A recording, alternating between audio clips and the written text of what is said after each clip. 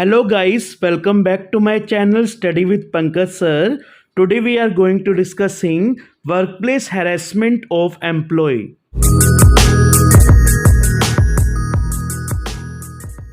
Workplace harassment is any type of unwelcome action towards an employee that leads to difficulty in performing assigned tasks or causes the employees to feel he/she is working in hostile environment.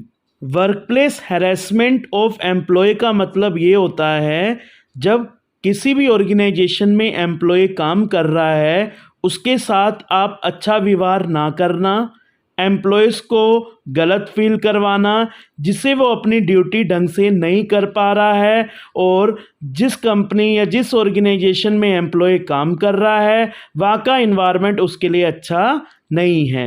मान लो आपकी organisation में एक employ है जिसकी duty guard की है। उसका काम ये है कि कौन कंपनी के अंदर आ रहा है या जा रहा है उसकी एंट्रीज करने का उसका काम है, लेकिन उस गार्ड से आप अपनी कार धुलवा रहे हैं, गार्ड से आप ऑफिस की क्लीनिंग करवा रहे हैं, उस गार्ड से आप गार्डन में पानी लगवा रहे हैं, उस गार्ड से आप कई सारे और काम करवा रहे हैं, तो ये सही नहीं है। तो इसका मतलब आप एम्प्लॉय का एक्सप्लॉयटेशन कर रहे हैं। इसी को वर्कप्लेस हैरेसमेंट ऑफ एम्प्लॉय कहते हैं। The harassment may be based on factors such as race, gender, culture, age, sexual orientation or religious or political preferences. In many countries, there are laws that protect employees from enduring this type of on-the-job abuse if the reality of harassment can be proven. Employees का harassment कई तरीक़ों से हो सकता है, race के base पे, gender के बेस पे, कल्चर के बेस पे, एज के बेस पे, सेक्स के बेस पे, रिलीजन के बेस पे, पॉलिटिकल प्रेफरेंस के बेस पे।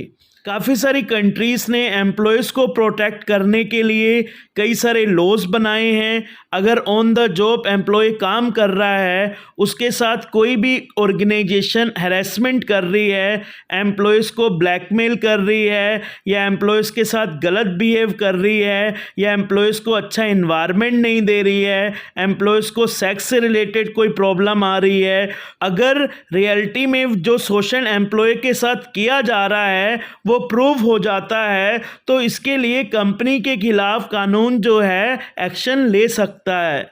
अगर एम्प्लॉयज़ का हैरेसमेंट होता रहेगा तो एम्प्लॉय उस ऑर्गेनाइजेशन में अच्छा फील नहीं करेगा, अपनी बेस्ट से बेस्ट परफॉर्मेंस नहीं देगा।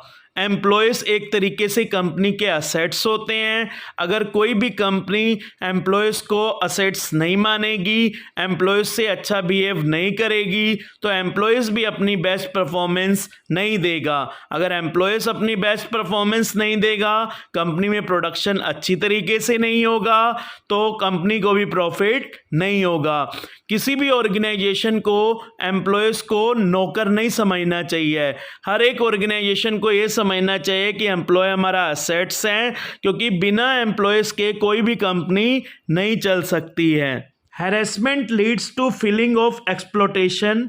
Exploitation means an act of keeping employees as slave and bonded. Harassment covers wide range of offense behavior. It is commonly understood as a behavior that is intended to disturb or upset any employee. It is unlawful for any employer to discriminate on the basis of sex, caste, race, gender, etc.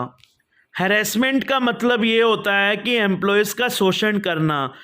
Exploitation का मतलब ये होता है कि employees के साथ ऐसे behave करना कि एम्प्लॉयज़ हमारे गुलाम हैं और हमारे बंधे हुए हैं। हैरेसमेंट का मतलब ये होता है कि एम्प्लॉयज़ के साथ गलत बिहेव करना, जिससे क्या होता है कि एम्प्लॉय डिस्टर्ब और अपसेट फील करता है उस ऑर्गेनाइजेशन में। हैरेसमेंट अनलॉफुल है अगर कोई भी एम्प्लॉयर एम्प्लॉयज़ के प्रति डिस्क्रिमिनेट करता है सेक्स, कास्ट, रेस या जेंडर के बेसिस पे, तो ये कोई भी ऑर्गेनाइजेशन को नहीं करना चाहिए। जिससे एम्प्लॉयज़ डीमोटिवेट होता है। कई बार कुछ एम्प्लॉयज़ सुसाइड तक कर लेते हैं अगर कोई भी ऑर्गेनाइजेशन एम्प्लॉयज़ को इमोशनली टॉर्चर करती है, सेक्सुअली टॉर्चर करती है या और भी कई तरीके से टॉर्चर करती है, तो ये किसी भी ऑर्गेनाइजेशन के लिए गलत है। अगर ये कोर्ट में प्रूफ हो जाता है कि कोई भी ऑर्गेनाइजेशन एम्प्लॉय के प्रति गलत कर रही है, कोर्ट इसके खिलाफ कंपनी में कार्रवाई करेगा।